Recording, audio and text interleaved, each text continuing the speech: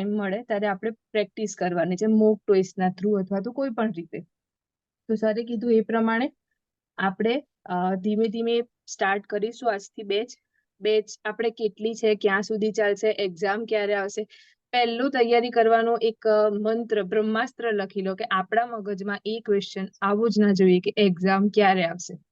આપણે રોજ રાત પડે આપણી જાતને એ પૂછવાનું છે કે જે એક્ઝામ મારે આપવી છે એના માટે મેં આજે પ્રિપરેશન કેટલી કરી, મેં મારી તૈયારી કેટલી કરી, શું મેં આજના આખા દિવસની અંદર મારો જે ગોલ બનાવ્યો તો એને મેં અચીવ કર્યો કે ના કર્યો.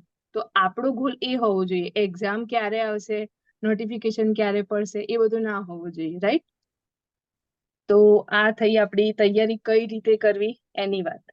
હવે સરે કીધું એ પ્રમાણે ઇંગ્લિશ તો વાંધો નહીં આવે, ગુજરાતી, જીકે આ બધા સબ્જેક્ટ છે એ સરના થ્રુ બીજા બધા લઈ લેશે. હવે હું મારી વાત કરું તો મારું નામ આકાંક્ષા સુથાર છે. હું તમારા આ મુખ્ય સેવિકાના જે પરીક્ષા છે એની અંદર જે 75 માર્ક્સનો જે સબ્જેક્ટ છે કે જે કોર સબ્જેક્ટ છે એ હું લેવાની છું. અને એની અંદર બધું શું આવે હું તમને ધીમે ધીમે સમજાવું છું. હું હાલ મારી સ્ક્રીન શેર કરું છું, તો એ સ્ક્રીન ઉપર જે બધું લખેલું આવે તમે ધીમે ધીમે જોતા જજો અને એ પ્રમાણે હું તમને સમજાતી જઈશ. 2 જ મિનિટ મને ટાઈમ આપજો.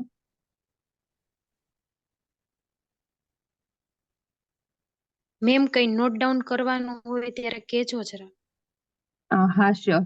અને આપણે છે ને એક સરસ મજાનો એક રૂલ્સ બનાવી દઈએ કે જ્યારે પણ લેક્ચર હોય ને ત્યારે આપણે બને ત્યાં સુધી એક નોટ અને પેન લઈને જ બેસશું. એમના માં તો આપણે કોઈ મૂવી અથવા તો કોઈ એન્જોય તો છે નહીં, આપણે ભણવાનું છે. તો બને ત્યાં સુધી એક નોટ અને પેન લઈને બેસવાનું, જેથી કરીને જે સમજીએ એ પણ આપણે કંઈક ક્વેરી હોય એ પણ લખી શકીએ, લાસ્ટમાં પૂછી શકીએ અને સાથે સાથે આપણા ડાઉટ્સ અને બીજાના ડાઉટ્સ પણ સોલ્વ થઈ શકે. તો દરેકને મારી સ્ક્રીન દેખાય છે?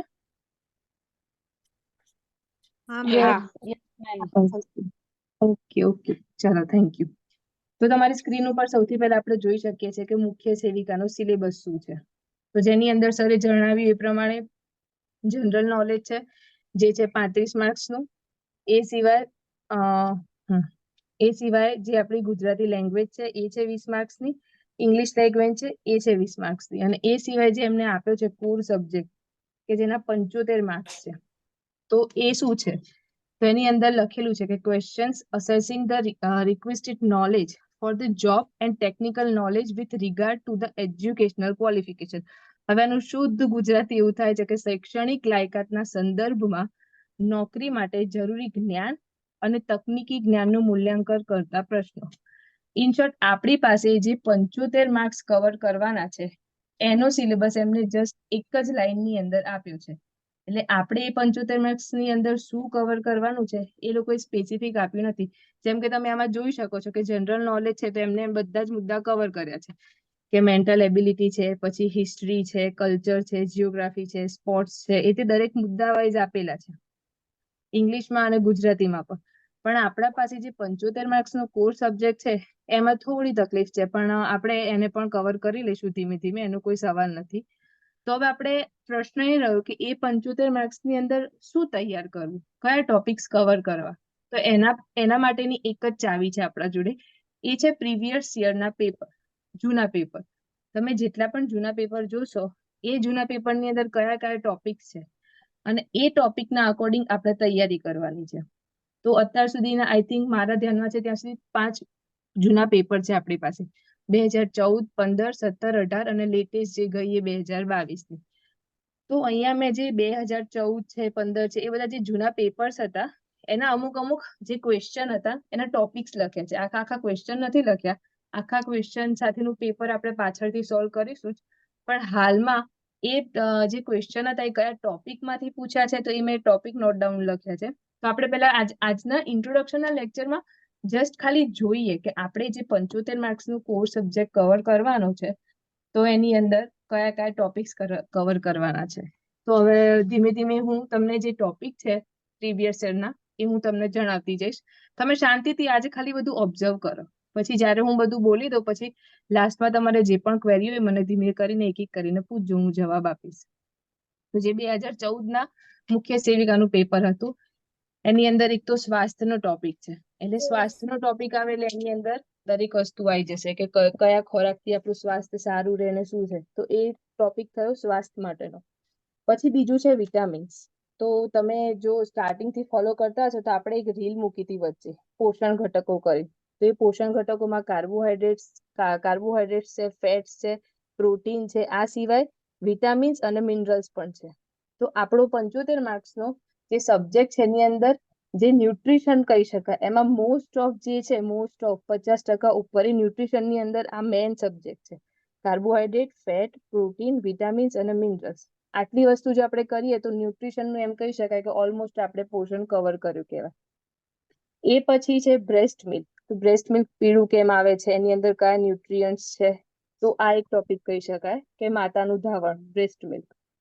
પછી છે આપણો મુખ્ય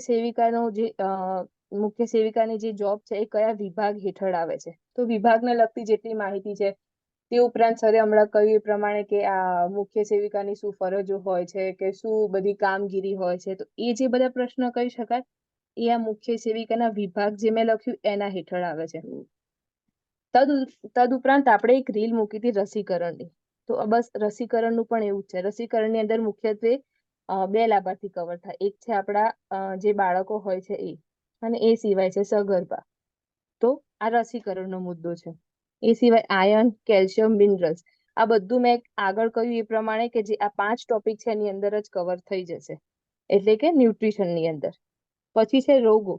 તો રોગોમાં પણ એવું છે કે આ મિનરલ્સ હોય તો એ મિનરલ્સની ઉણપથી કયો રોગ થાય છે, અથવા તો એ રોગને મટાડવા માટે તમારે કયો ખોરાક લેવો જોઈએ. હવે એ રોગ થયો તો એ રોગના લક્ષણો શું હોય છે, જેમ કે એનિમિયા થયું તો એનિમિયાના શું લક્ષણો હોય.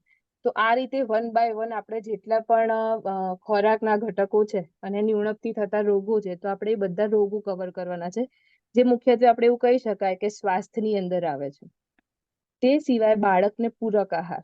હવે પૂરક આહાર એટલે શું, તો મને કોઈ જણાવશે કે પૂરક આહાર એટલે શું, કોઈને ખબર હોય તો? Hello ma'am. હા બોલો.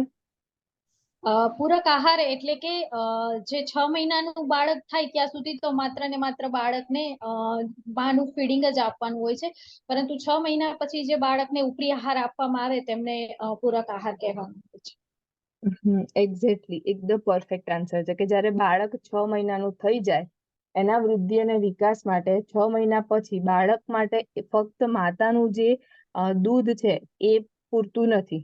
તો એના માટે આપણે એને ઉપરથી ધીમે ધીમે ખોરાક આપીએ છીએ, જેમ કે ખીચડી આપીએ અથવા તો દાળનું પાણી આપીએ. તો જે આપણે ફૂડ એને 6 મહિના પછી ઇન્ટ્રોડ્યુસ કરીએ છીએ તો એ ખોરાકને પૂરક આહાર કહેવામાં આવે છે.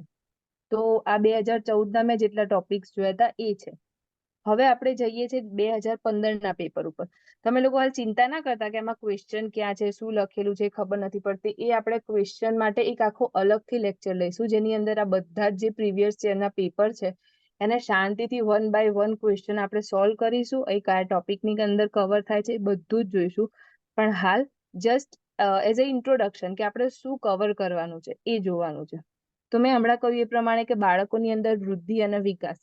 તો તમે જ્યારે પણ ફ્રી પડો ત્યારે જૂના પેપર ખોલવાના, એને જોવાના. તો એની અંદર તમને આ બધા ક્વેશ્ચન જોવા મળશે કે બાળક કઈ ઉંમરે અવાજની દિશામાં માથું ફેરવે છે, અથવા તો એને અંક ગણતરી આવડે. તો આ બધા જે ક્વેશ્ચન છે બાળકોને લગતા, એ બધા બાળકોના વૃદ્ધિ અને વિકાસની અંદર કવર થાય છે. તે સિવાય મેં હમણાં કહ્યું એ પ્રમાણે આઈસીડીએસ જે સરે કહ્યું એ મુખ્ય સેવિકા જેની અંડરમાં આવે છે કે integrated child development service scheme. તો એનું આખું જે વહીવટી માળખું છે, કે હમણાં જે એક બેને કહ્યું હતું કે ભાઈ સેજા કક્ષાએ મુખ્ય સેવિકા હોય છે, પછી ઘટક કક્ષાએ સીડીપીઓ હોય છે. તો આ બધા જે ટોપિક છે એને એમ કહી શકાય કે આઈસીડીએસ નું જે માળખું છે આપણે એ ભણવાનું છે આની અંદર.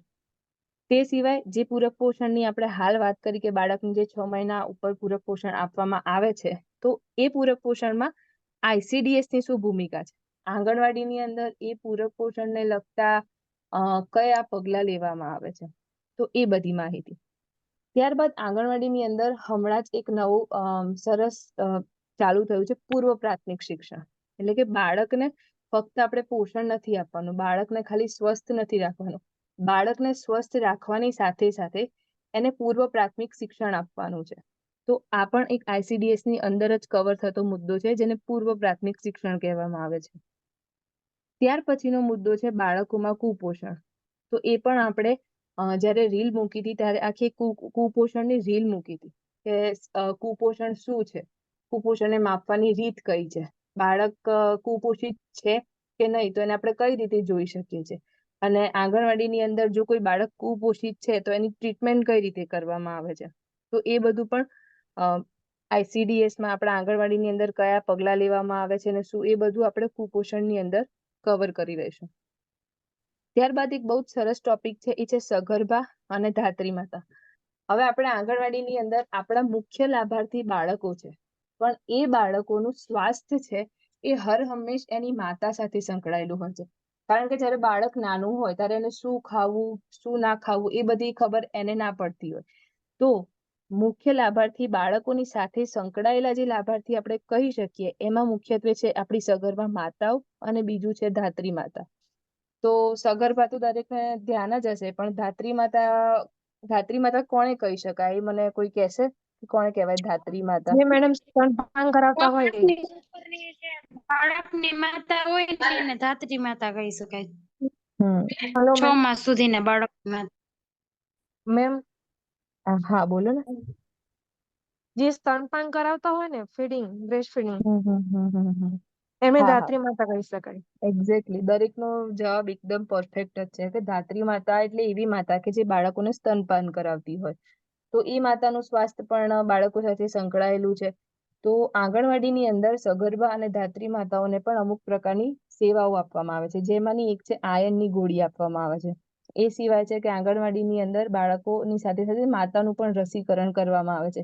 એ સાથે માતાઓનું પણ હેલ્થ ચેકઅપ કરવામાં આવે છે. તો આ દરેક વસ્તુ આપણે આંગણવાડીની અંદર કઈ રીતે થાય છે અને એ સગર્ભા અને ધાત્રી માતાઓનું કનેક્શન બાળકોના સ્વાસ્થ્ય સાથે કઈ રીતે જોડાયેલું છે એ આપણે ટોપિક જોવાનો છે.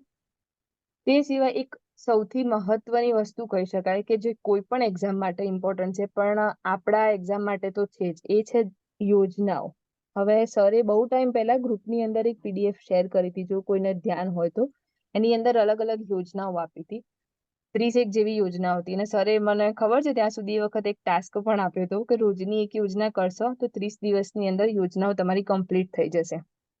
યોજના એક એવો મુદ્દો છે કે જ્યારે તમે એક્ઝામ આપવા જતા હોય ત્યારે આમ કહી શકાય ને કે તમારે કરવી જ જોઈએ. આ તો રોકડા માર્ક્સ કહી શકાય, જેને આપણે બિલકુલ છોડવાનું નથી. યોજના એક બહુ જ સરસ વસ્તુ છે કે જે તમે સમજી પણ શકો છો, અને ધીમે ધીમે જો તમે રોજની એક યોજના કરશો, સાથે સાથે એક યોજના નવી કરી અને એક પાછળની યોજનાનું રિવિઝન કરશો, તો ધીમે ધીમે કરીને તમારી જેટલી પણ યોજનાઓ, અને એમાં પણ મુખ્યત્વે બાળકો, સગર્ભા માતાઓ અને સાથે સાથે જે પણ કિશોરીઓ હોય છે એની સાથે સંકળાયેલી જેટલી પણ યોજનાઓ હોય એ આપણે બધી તમામ જોવાની છે. અને યોજના પણ તૈયાર કરવા માટેનું એક સરસ માળખું હોય છે, એ હું તમને સમજાવીશ કે કઈ રીતે યોજના રેડી કરવાની. ગમે તેમ યોજના તૈયાર નહીં કરી દેવાની. યોજના માટે પણ અમુક સ્ટેપ હોય છે કે ભાઈ આ યોજના છે તો એના લાભાર્થી કોણ છે, સૌથી પહેલા તો આપણને એ ખબર હોવી જોઈએ. બીજો મુદ્દો કે આ યોજનાની અંદર લાભાર્થીઓને કયા કયા લાભ આપવામાં આવે છે.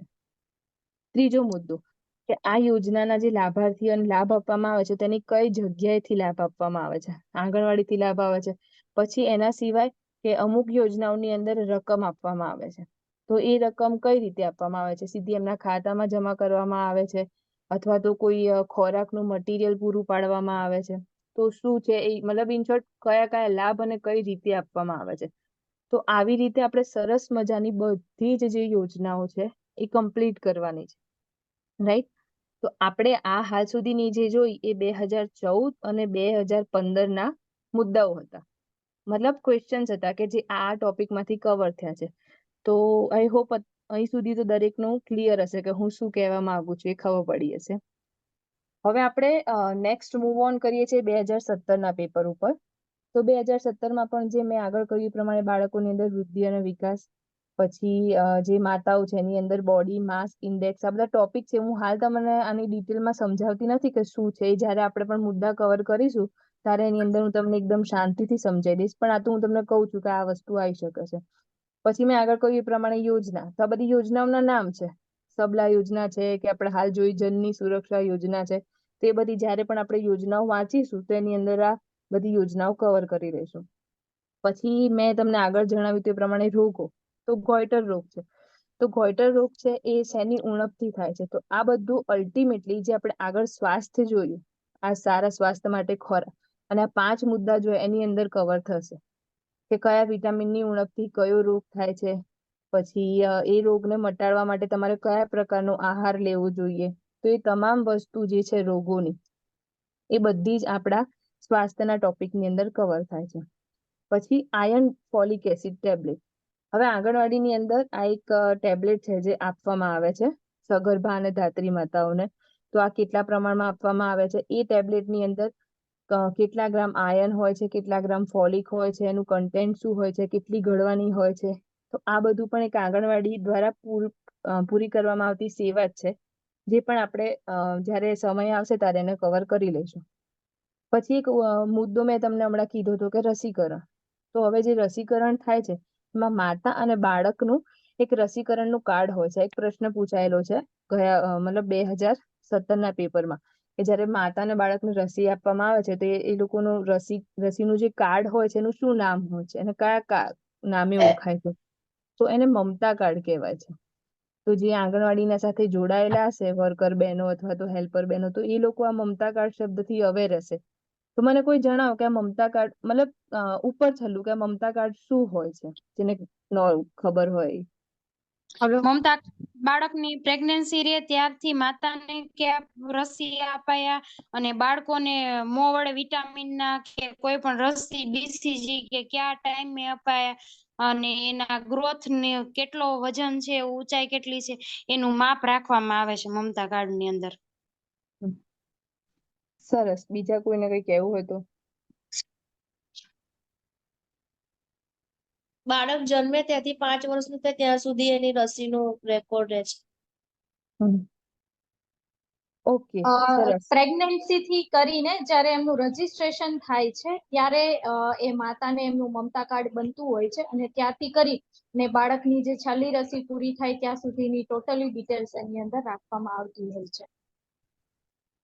સરસ. એટલે એક્ઝેક્ટલી કે રસીકરણ આપણે જે રીલની અંદર મેં કહ્યું હતું કે આટલી આટલી રસી આપવામાં આવે છે, તો હવે જેટલા પણ આંગણવાડીની અંદર આવતા લાભાર્થી છે તેમાં કયા લાભાર્થીને કઈ રસી આપી અથવા તો કઈ રસી આપવાની બાકી છે અથવા તો કઈ રસીથી એ બાળક અથવા તો માતા વંચિત છે, તો એ વર્કર બેન હોય અથવા તો જે ICDS સાથે સંકળાયેલો સ્ટાફ હોય અથવા તો હેલ્થ સાથે સંકળાયેલો સ્ટાફ હોય, તેને કઈ રીતે યાદ રહે?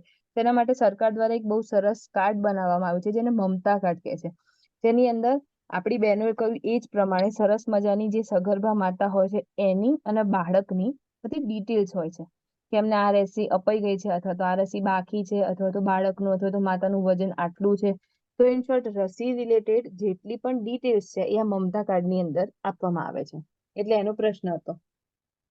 ત્યારબાદ મેં કહ્યું પ્રમાણે વિટામિન્સના બધા જ ક્વેશ્ચન હોય છે કે કયું વિટામિન સી નું શું નામ છે અથવા તો વિટામિન સી ની ઉણપથી શું થાય છે, કયા ખોરાકમાંથી વિટામિન સી મળે છે. તો એ જ રીતે વિટામિન સી હોય, એ હોય, બી હોય, તો એ રીતે જેટલા પણ વિટામિન છે આપણે બહુ જ સરસ રીતે એકદમ ડિટેલની અંદર આપણે જ્યારે પણ વિટામિનનો ટોપિક ચાલશે ત્યારે બધા જ વિટામિન આપણે શાંતિથી કવર કરવાના છે. ત્યારબાદ છે મિશન બલમ સુખમ. આ પણ એક પ્રકારની આપણે યોજના જ કહી શકાય જેને આપણે યોજનાની અંદરમાં કવર કરવાનું છે. ત્યારબાદ છે દરેક વ્યક્તિની પ્રોટીનની જરૂરિયાત. એટલે આ પણ ટોપિક આપણે કહી શકીએ કે આપણા હેલ્થની અંદર કવર થાય છે કે દરેક વ્યક્તિને કેટલું કાર્બોહાઈડ્રેટ જોઈએ, કેટલું પ્રોટીન જોઈએ, કેટલું ફેટ જોઈએ, અથવા તો પ્રોટીન છે, ફેટ છે, કાર્બોહાઈડ્રેટ છે, આ તમામની ઉણપથી કયા રોગ થાય છે અથવા તો કઈ તકલીફ પડે છે, એ સિવાય કેટલી માત્રામાં આની જરૂરિયાત હોય છે. તો એ બધા જે ટોપિક છે એ આપણા આ હેલ્થની અંદર જે પોષણ ઘટકો વાળો મુદ્દો છે એની અંદર કવર થઈ જશે. ત્યારબાદ એક સરસ મુદ્દો છે ORS. તો જે હેલ્થ સાથે થોડું ઘણું સંકળાયેલું હશે એને ખબર હશે કે આ ORS શું છે. તો હવે મને થોડી ડિટેલ હવે ORS વિશે પણ આપી દો.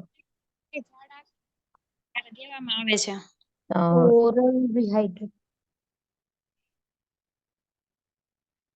Oral dehydration. Oral rehydration solution. Powder હોય છે એ પાણીમાં નાખીને ઘોળીને પાવામાં આવે છે, એનાથી ડિહાઇડ્રેશન ન થાય, ઝાડા ઉલટી કે કોઈને થયું હોય ને તો એના માટે. સરસ. તો આ બધાએ કહ્યું એ પ્રમાણે ઓઆરએસ છે ને ઓરલ રિહાઇડ્રેશન કહેવામાં આવે છે. એનો મતલબ કે જ્યારે પણ બાળકને ઝાડા થઈ જાય, ઉલટી થઈ જાય અથવા તો એના બોડીની અંદર ડિહાઇડ્રેશન જોવા મળે. ડિહાઇડ્રેશન એટલે કે જ્યારે શરીરની અંદર પાણી ખૂટી જાય. પાણી ખૂટી જાય એટલે કાં તો ઝાડા વાટે અથવા તો ઉલટી વાટે નીકળી જાય શરીરમાંથી, અથવા તો પાણી પીવામાં ઓછું આવે ત્યારે બાળકની અંદર વીકનેસ જોવા મળે છે. તો એ વખતે બાળકને પાણીની અંદર આ ઓઆરએસ હોય છે એક પાવડર સ્વરૂપે હોય છે. તો એ પાવડરને પાણીની અંદર મિક્સ કરવામાં આવે છે અને બાળકોને આપવામાં આવે છે. તો આ ઓઆરએસ શું છે? પછી એ ઓઆરએસ ના રિલેટેડ એવા ક્વેશ્ચન્સ હોય છે કે ભાઈ ઓઆરએસ નું કન્ટેન્ટ કેટલું છે, કે એની અંદર સોલ્ટ કેટલા પ્રમાણમાં હોય છે, કે આ કેટલા પ્રમાણમાં હોય છે. તો આ ઓઆરએસ પણ એક હેલ્થની અંદર આવતો ટોપિક છે જેને આપણે કવર કરવાનો છે. ત્યારબાદ મેં તમને અગાઉ કહ્યું હતું કે વૃદ્ધિ અને વિકાસ રિલેટેડ એવા ક્વેશ્ચન પૂછે કે બાળક છે તો એ કઈ ઉંમરમાં અવાજની દિશામાં એનું માથું ફેરવે છે અથવા તો ચાલી શકે છે. તો એ બાળકના જેટલા પણ વૃદ્ધિ અને વિકાસના ક્વેશ્ચન છે એ એની અંદર આવશે. ત્યારબાદ છે સગર્ભા અવસ્થા, અને એ સગર્ભા અવસ્થામાં પણ હિમોગ્લોબિન. તો જે મેં કહ્યું એ પ્રમાણે આયર્નની જે ગોળી આપવામાં આવે છે, તો કેટલી ગોળી આપવામાં આવે છે, એની અંદર આયર્નની માત્રા કેટલી હોય છે, અને જ્યારે પણ એક સગર્ભા ની અંદર હિમોગ્લોબિનની ઉણપ સર્જાય તો એનાથી કયો રોગ થાય છે? તો કોઈ મને કહી શકશે કે સગર્ભા હોય અથવા તો કોઈ છોકરી હોય અથવા તો બાળક હોય, કોઈ પણ નોર્મલ માણસની અંદર જ્યારે હિમોગ્લોબિન એટલે કે આપણે બ્લડ ની અંદર જે હોય છે એની ઉણપ સર્જાય તો કયો રોગ જોવા મળે છે? એનિમિયા. Exactly, anaemia. તો જે એનિમિયા છે એ મુખ્યત્વે આપણે આયર્નની ઉણપ સર્જાય તો જોવા મળે છે. તો એનિમિયાના પણ ઘણા બધા પ્રકાર છે. તો કયા પ્રકારમાં શું ચિહ્નો જોવા મળે છે, શું નહીં, તો આ બધા ટોપિક પણ સગર્ભા અવસ્થા અને એની સાથે સાથે હેલ્થ સાથે કનેક્ટેડ છે. તો આપણે એ પણ જોવાનું છે. ત્યારબાદ સ્તનપાન. હાલ તો આ એકદમ બહુ જ મહત્વનો ટોપિક કહી શકાય, કારણ કે જો તમને બધાને ધ્યાન હોય તો આજથી એટલે કે 1 ઓગસ્ટ થી લઈને 7 ઓગસ્ટ સુધી એક સપ્તાહ ઉજવવામાં આવે છે જેને વિશ્વ સ્તનપાન સપ્તાહ કહેવામાં આવે છે. તો મતલબ વર્લ્ડ લેવલે સ્તનપાન વિશે જાગૃતિ આવે એના માટે એક આ સપ્તાહ ઉજવવામાં આવે છે જેને વિશ્વ સ્તનપાન સપ્તાહ કહેવાય છે, જે 1 થી 7 તારીખ સુધી ચાલે છે. એના વિશે આપણે થોડી માહિતી હમણાં થોડાક સમયમાં મેળવીશું. હાલ આપણે આગળ ટોપિક જોઈ લઈએ. ત્યારબાદ છે આઈસીડીએસ ના હેતુ. તો મુખ્ય સેવિકાનું જે આપણે આઈસીડીએસ જે આપણે કહીએ છીએ કે જેના અંડરમાં આવે છે, તો એ આઈસીડીએસ ના અમુક હેતુ છે. એ સિવાય આઈસીડીએસ એટલે આઈસીડીએસ માં કઈ કઈ સેવાઓ આપવામાં આવે છે, તો એ સેવાઓ વિશે છે જે આપણે એક નાની રીલ શેર કરી હતી ગ્રુપની અંદર. એની અંદર આઈસીડીએસ ના હેતુ છે, સેવાઓ છે, એ બધું શેર કરવામાં આવ્યું હતું. તો એ માહિતી પણ આપણે આઈસીડીએસ નો જયારે ટોપિક કવર કરશું એની અંદર લઈ લઈશું. ત્યારબાદ બાળકમાં કુપોષણ. હવે તમે બધાએ નોટિસ કરી કે અમુક વસ્તુ એવી છે ને કે જે રિપીટ જ થાય છે. લાઈક બાળકની અંદર કુપોષણ છે, પછી આ હેલ્થ રિલેટેડ છે, પછી જેમ કે વિટામિન છે. તો ઘણા બધા પેપરની અંદર વિટામિનના અમુક ક્વેશ્ચન રિપીટ થતા હશે. એટલે આપણે આવા જે રિપીટ થતા ક્વેશ્ચન છે એના પર તો મેક્સિમમ ધ્યાન આપવાનું છે કે એ ટોપિક તો આપણાથી છૂટવા જ ના જોઈએ. તેવા બધા જે ટોપિક છે આપણે બહુ જ સરસ રીતે કવર કરીશું. ત્યારબાદ આપણે નેક્સ્ટ પેપર જોવાનું છે 2018 નો. તો એની અંદર જે મેં હાલ જસ્ટ કીધું એ પ્રમાણે વિશ્વ સ્તનપાન સપ્તાહ. તો કઈ તારીખથી કઈ તારીખ? તો 1 થી લઈને 7 ઓગસ્ટ સુધી એની ઉજવણી કરવામાં આવે છે. પછી દરેક સ્તનપાન સપ્તાહ વખતે એક થીમ આપવામાં આવે છે. તો આ વખતની યસ, આ વખતની થીમ મેડમ અંતર ઘટાડી સ્તનપાન માટે સહયોગ આપે એ છે કે? હા, એ હું છે ને હમણાં આપણા જે ક્વેશ્ચન ના ક્લોઝિંગ. ટોપિક જે છે એ આપણા કવર થશે. 1 મિનિટ, આપણા જે આ ટોપિક હું હાલ જોઉં છું એ કવર થાય પછી આપણે જે વિશ્વ સ્તનપાન સપ્તાહ છે એની મેં એક નાની એવી સરસ પીડીએફ બનાવી છે. એ હું તમને હમણાં તમારા જોડે શેર કરીશ ને તમને આઈડિયા આવશે કે એની આ વખતની 2024 ની થીમ શું છે. રાઈટ? તો આપણે પહેલા ટોપિક ક્લિયર કરી દઈએ પછી હું તમને એની થીમ પણ જણાવી દઉં. Okay ma'am. ઓકે, ચલો નેક્સ્ટ આપણે હવે જોઈએ છે વિટામિન. જે મેં આગળ કહ્યું પ્રમાણે વિટામિનના અલગ અલગ ક્વેશ્ચન્સ હોય છે. પછી એક છે PMMVY યોજના. તો આ પણ યોજનાની અંદર ઘણી બધી યોજનાઓ છે જે આપણે જોવાની છે. સરે પીડીએફ શેર કરી છે એમાંથી પણ, અને સાથે સાથે આપણે પણ કવર કરીશું. એ સિવાય નેક્સ્ટ છે પ્રોટીન, કે જે મેં હમણાં કીધું કે કાર્બોહાઈડ્રેટ, પ્રોટીન, ફેટ આ 3 ઇમ્પોર્ટન્ટ છે. એના સિવાય વિટામિન્સ અને મિનરલ્સ. તો એ પ્રોટીન શેના બનેલા હોય છે? તો એમિનો એસિડ. તો આ બધી ડિટેલ્સ જ્યારે આપણે પ્રોટીન કવર કરીશું ત્યારે એની અંદર સારી રીતે સમજી લઈશું કે શું છે એમિનો એસિડ, કયા ખોરાકની અંદર કયા એમિનો એસિડ હાજર હોય છે, ગેરહાજર હોય છે, તો આ તમામ વસ્તુ આપણે પ્રોટીનની અંદર કવર કરીશું. ત્યારબાદ ઘણી વખત અમુક એક્ટ પૂછવામાં આવે છે કે સ્ત્રી ભ્રૂણ ગર્ભપાત એક્ટ કયો હોય છે, અથવા તો એના સિવાય બીજા બધા પણ કયા એક્ટ હોય છે. તો જેટલા પણ સ્ત્રીઓ બાળકોને લગતા જેટલા પણ કાયદાઓ છે અથવા તો એક્ટ છે, એ પણ આપણે સમય મળશે ત્યારે આ બધા જોઈ લઈશું. તે સિવાય છે પ્રધાનમંત્રી સુરક્ષિત માતૃત્વ અભિયાન. તો આ પણ આજે આપણે યોજના કીધી એ ટોપિકની અંદર જ કવર થશે, જેને આપણે સારી રીતે જોઈ લઈશું કે આ અભિયાન શું છે, કઈ રીતે ચલાવવામાં આવે છે, તો એ તમામ વસ્તુ. ત્યારબાદ હમણાં જે બહેનોએ કહ્યું એ પ્રમાણે કે જ્યારે બાળકોની અંદર ડિહાઇડ્રેશન એટલે કે ઝાડા ઉલટી જેવી સિચ્યુએશન જોવા મળે ત્યારે આપણે એને ORS નું સોલ્યુશન આપીએ છીએ. એની સાથે સાથે એક ઝીંકની ગોળી આપવામાં આવે છે. તો ORS અને ઝીંકની ગોળીનું કોમ્બિનેશન છે, તો એ પણ આપણે જોઈ લઈશું. એ સિવાય છે માતા યશોદા એવોર્ડ. તો જે ICDSC યોજનાઓ છે એના સિવાય પણ આ એક સરસ મજાનો એવોર્ડ આપવામાં આવે છે, માતા યશોદા એવોર્ડ. તો એ એવોર્ડ કોને આપવામાં આવે છે, એ એવોર્ડની અંદર કયા કયા લાભાર્થીઓ હોય છે, એમને કઈ કઈ રકમ આપવામાં આવે છે, તો એ તમામ વસ્તુ જ્યારે આપણે એવોર્ડ ચલાવીશું માતા યશોદા એવોર્ડ એની અંદર જોઈ લઈશું. ત્યારબાદ છે રસીકરણ. તો એમાં એવો ક્વેશ્ચન પણ પૂછવામાં આવે છે કે એક રસી છે પેન્ટાવેલેન્ટ, તો એની અંદર કઈ કઈ રસીઓનો સમાવેશ થાય છે તે. તો આ પણ એક પ્રકારે કહી શકાય કે રસીકરણના ટોપિકની અંદર આવતો એક પ્રશ્ન છે. ત્યારબાદ કુપોષણ અને બાળકોની અંદર વિટામિન A અને વિટામિન D. તો અહીં સુધી જે મેં તમને સમજાવ્યું એ પાછળના જે 4 વર્ષના પેપર હતા એની અંદર કયા કયા મુદ્દા કવર થતા હતા એ મેં કીધું. 2014 નું પેપર, 2015 નું પેપર, 2017 અને 2018. તો આ અહીંયા સુધીના જેટલા પણ પ્રીવિયસ યર્સના પેપર હતા એના મેં તમને ટોપિક શેર કર્યા. એ સિવાય હવે સૌથી મહત્વનું પેપર રહી જાય છે પ્રીવિયસ યર પેપર, એ છે 2022 નું પેપર. તો જો કોઈને જાણ હોય તો મને જણાવજો કે 2022 ની જે એક્ઝામ લેવાઈ એમાં પાછળની જેટલા પણ પેપર લેવાયા હતા અથવા તો એક્ઝામ કન્ડક્ટ થઈ હતી એના કરતા અલગ શું હતું, જેને પણ જાણકારી હોય એ કહી શકે છે. પહેલા 100 માર્ક્સ નું પેપર હતું અને હવે 150 માર્ક્સ. સરસ, એક્ઝેક્ટલી. તો પહેલા 100 માર્ક્સનું પેપર હતું અને હવે 150 માર્ક્સનું પેપર થયું. તો પહેલાનું જે પેપર હતું એની અંદર આટલા બધા ક્વેશ્ચન્સ જે આપણા મેઇન સબ્જેક્ટ કહેવાય એના નહોતા, પણ જસ્ટ 2022 ની અંદર જે નવો સિલેબસ આવ્યો છે એ નવા સિલેબસ ની અંદર 75 માર્ક્સ નો આપણો કોર કીધું ને સબ્જેક્ટ સરસ કવર થયો. exactly. તો એ 75 માર્ક્સનો આપણો જે કોર સબ્જેક્ટ કવર થયો છે એનો મતલબ કે 150 માર્ક્સના 150 ક્વેશ્ચન્સમાંથી 75 ક્વેશ્ચન્સ તો આપણા કોર સબ્જેક્ટના જ હશે. તો એવું આપણા પાસે એક જ પેપર છે, એ છે 2022 નું પેપર. એટલે 2022 નું પેપર એ આટલા બધા પેપરની અંદર આપણું એકદમ આમ કહી શકાય કે મોસ્ટ IMP પેપર છે. તો મેં આ મુદ્દાની અંદર 2022 નું પેપર કવર કર્યું નથી. કેમ? કારણ કે 2022 નું પેપર એ બહુ જ ઇમ્પોર્ટન્ટ પેપર છે અને એની અંદર 75 જેટલા ક્વેશ્ચન્સ છે જે આપણે એકદમ જ્યારે પણ આપણું સિલેબસ કમ્પ્લીટ થશે ત્યારે થોરલી 1 બાય 1 આપણે કવર કરવાના છે.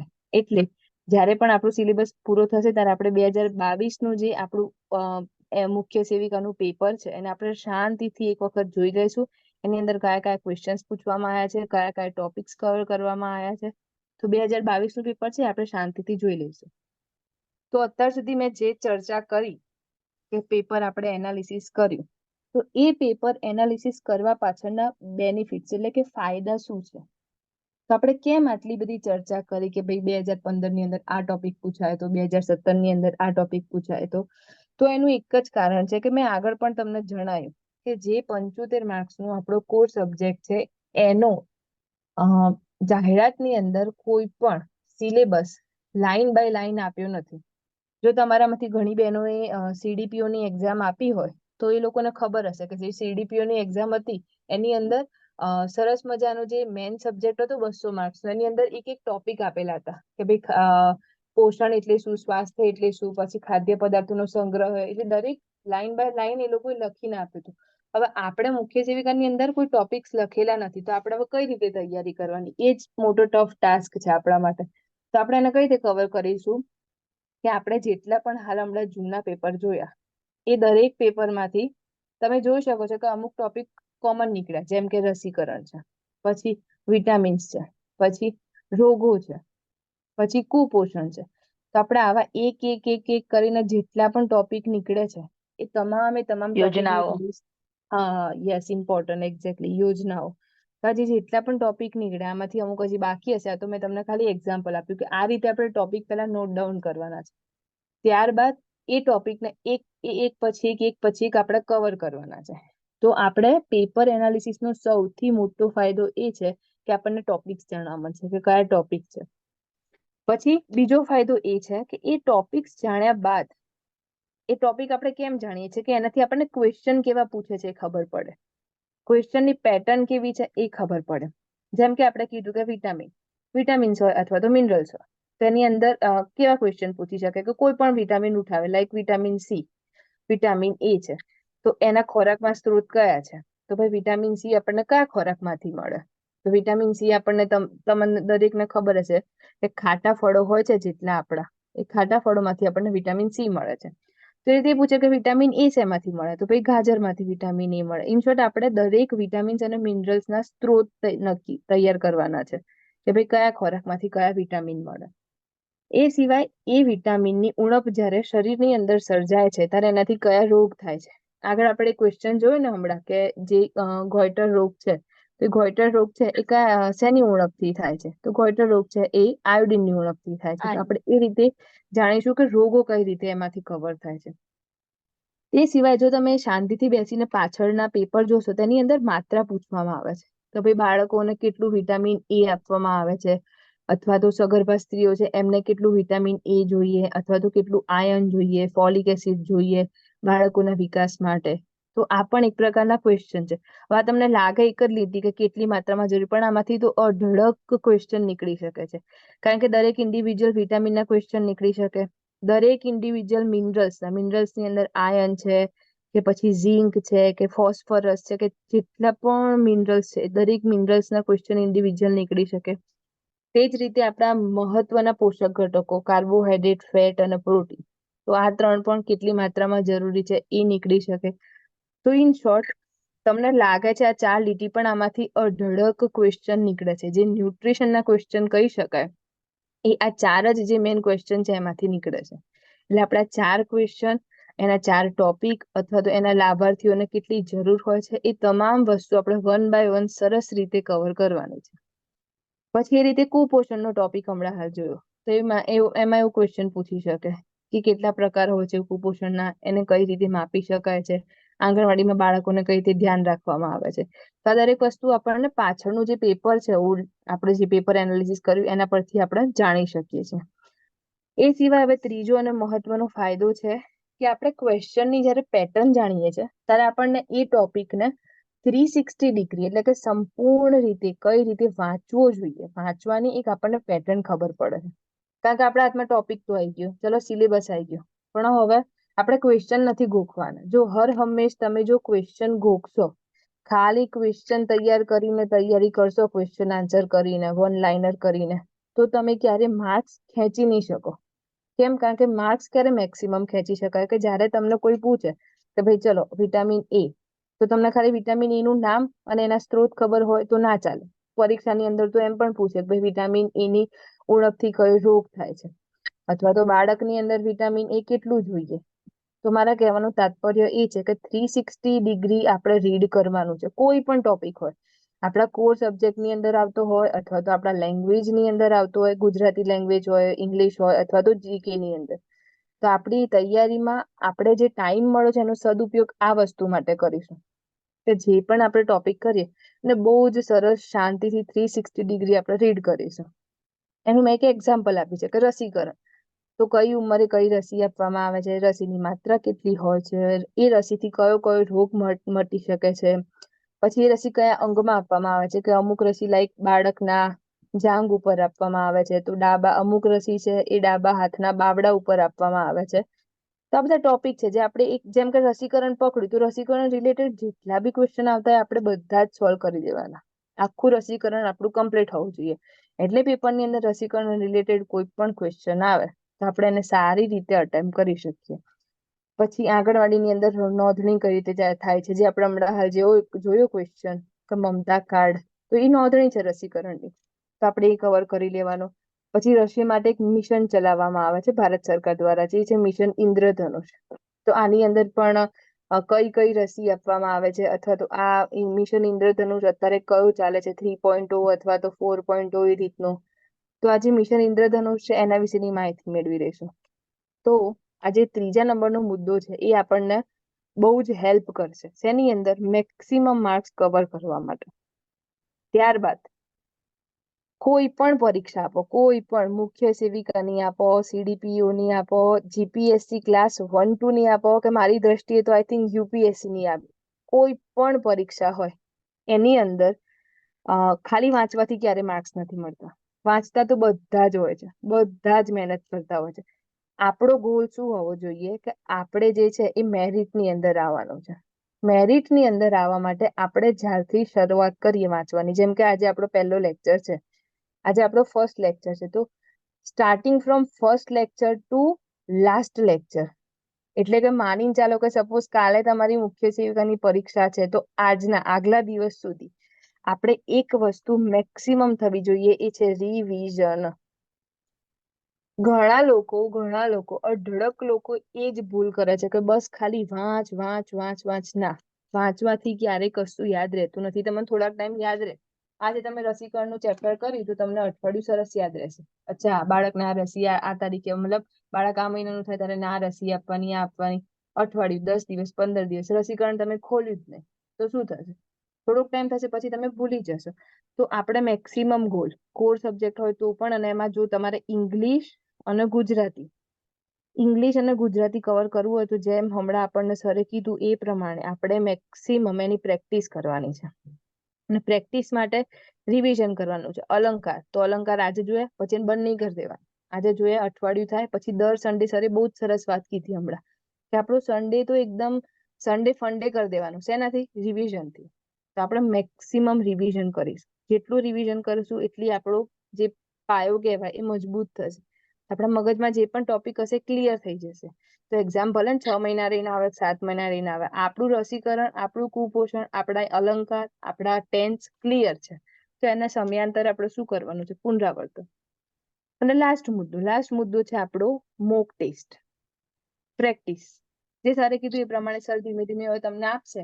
તો લેંગ્વેજના છે કે કોર સબ્જેક્ટના જેમ જેમ આપણું સિલેબસ કવર થશે એમ આપણે મોક ટેસ્ટ લઈશું. એ સિવાય પણ લેંગ્વેજની અંદર તો તમે પ્રીવિયસ યર મેં પેપર કીધા એ પ્રમાણે જોઈ શકો છો. જૂના પેપર છે તો એની અંદર ગુજરાતી વ્યાકરણની અંદર કેવા પ્રકારના પ્રશ્નો પૂછવામાં આવ્યા છે? જોડણીનો પ્રશ્ન પૂછ્યો છે, અલંકારનો પ્રશ્ન પૂછ્યો છે, અથવા તો સંધિનો પ્રશ્ન પૂછ્યો છે. તો દરેક વસ્તુ તમે જાતે પણ પ્રેક્ટિસ કરી શકો છો. જેટલા પણ જૂના પેપર હોય દરેક પેપરને થોરલી જોવાના ટાઈમ છે. એટલે બધા પેપરની અંદર તમને તમામ વસ્તુનું સોલ્યુશન સરસ રીતે મળી જશે. ઓકે, તો અહીં સુધી કોઈને પણ કોઈ ક્વેરી હોય તો મને કહી શકો છો.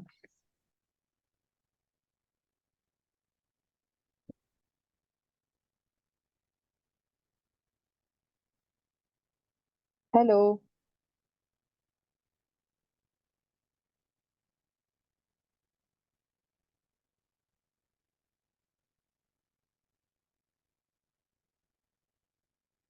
જાગો છો ને બધા? સુઈ નથી ગયા ને?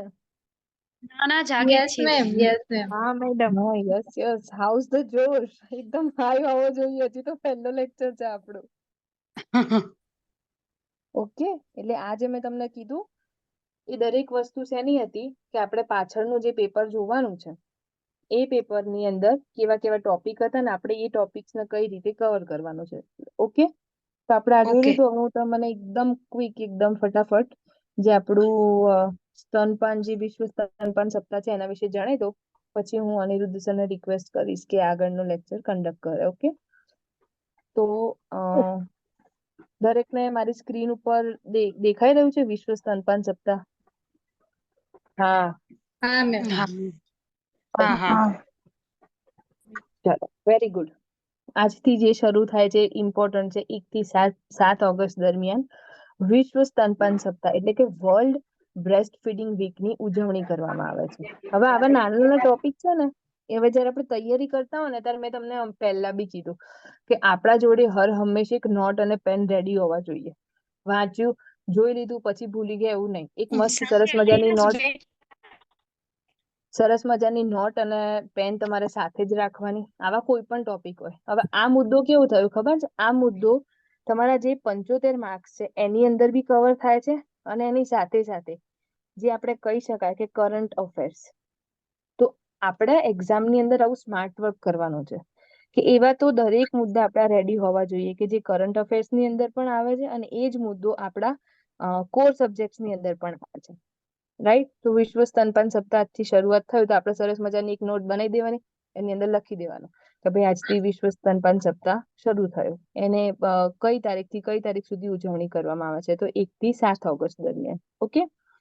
નેક્સ્ટ હમણાં બહેનો આપણે સરસ મજાની ચર્ચા કરતા હતા, એ છે થીમ. તો દરેક વર્ષે એની એક થીમ હોય છે. તો આ વર્ષની થીમ છે closing the gap, breast feeding support for all. તો આપણે હાલ જે ચર્ચા કરી થીમ, તો આ થીમ આપણે એક વખત જોઈ લેવાની. એટલે સપોઝ એક્ઝામની અંદર ક્વેશ્ચન આવે કે થીમ કઈ હતી 2024 ની, તો આપણા ધ્યાનમાં રહે કે આ બે એની થીમ છે. અલગ અલગ 4 ઓપ્શન આપ્યા હોય તેમાંથી આપણે આ ઓપ્શનને ટીક કરવાનો છે. રાઈટ? હવે આ જે સપ્તાહ છે કે જેની આપણે ઉજવણી કરીએ છીએ, તો એનો ઉદ્દેશ્ય શું છે? કેમ આપણે એની ઉજવણી કરીએ છીએ? તો સ્તનપાન સંબંધિત વિષયો પર જાગૃતતા લાવવા અને એને પ્રોત્સાહન આપવા માટે મુખ્યત્વે સ્તનપાન સપ્તાહની આપણે ઉજવણી કરીએ છીએ. પછી શરૂઆત. તો વિશ્વ સ્તનપાન સપ્તાહની ઉજવણીની શરૂઆત ક્યારથી કરવામાં આવી? તો એની શરૂઆત છે વર્ષ 1992 થી World Alliance for Breastfeeding Action WABA દ્વારા WHO અને યુનિસેફ સાથે મળીને આની ઉજવણી કરવામાં આવે છે. હવે આજે WABA શું છે? તો WABA એ વિશ્વભરની અંદર સ્તનપાનના રક્ષણ, તેના પ્રોત્સાહન અને તેના સમર્થન માટે સમર્પિત અમુક વ્યક્તિઓ અને સંસ્થાઓનું એક વૈશ્વિક નેટવર્ક છે, જેના દ્વારા આ સ્તનપાન સપ્તાહની ઉજવણી કરવામાં આવે છે. એ સિવાય આપણે આટલું બધું સ્તનપાન ઉપર કેમ મહત્વ આપીએ છીએ? કેમ આપણે આટલું બધું જોર આપીએ છીએ કે ભાઈ ના, બાળક 6 મહિનાનું થાય ત્યાં સુધી તો ફક્ત અને માતાનું સ્તનપાન જ. તે સિવાય આપણે પૂરક આહાર તો ચાલુ કરવાનો જ છે 6 મહિના પછી, પણ એની સાથે સાથે પણ સ્તનપાન તો ચાલુ રાખવાનું જ છે. પણ સરકારની અને દરેકની હેલ્થ ડિપાર્ટમેન્ટમાં જેટલા પણ હશે એ લોકોને ખબર હશે કે સ્તનપાન 6 મહિના સુધી તો આપવાનું જ હોય છે બાળકને. તો એ કેમ આપવાનું હોય છે? એના શું મહત્વ છે? એના શું ફાયદા છે? આપણે ફટાફટ એના ફાયદા જોઈ લઈએ. એક તો આપણે આગળ કહ્યું પ્રમાણે બાળકને 6 મહિના સુધી ફક્ત માતાનું દૂધ જ આપવું જોઈએ. એ ઉપરાંત એને કંઈ પણ આપવું જોઈએ નહીં. હવે જ્યારે બાળકના જન્મના 1 વર્ષની અંદર સ્તનપાન આપવામાં આવે છે તો એ બાળકનું જે મરણ છે એને અટકાવી શકાય છે. એ કેમ? આપણે ધીમે ધીમે જોઈએ આગળના મુદ્દાઓમાં. માતાને જે શરૂઆતનું દૂધ આવે છે એને કોલેસ્ટ્રોમ કહેવામાં આવે છે. હવે તમે મને એક્ઝેક્ટલી યર યાદ નથી, પણ તમે જ્યારે પ્રીવિયસ યરનું એક ક્વેશ્ચન જોશો તો એની અંદર આ કોલેસ્ટ્રોમ રિલેટેડ ક્વેશ્ચન પૂછવામાં આવે છે કે કોલેસ્ટ્રોમ પીળું કેમ હોય છે? જે માતાને શરૂઆતનું જે દૂધ આવે છે એ થોડું ઘટ અને પીળું હોય છે. તેને શું કહેવામાં આવે છે? તેને કોલેસ્ટ્રોમ કહેવામાં આવે છે.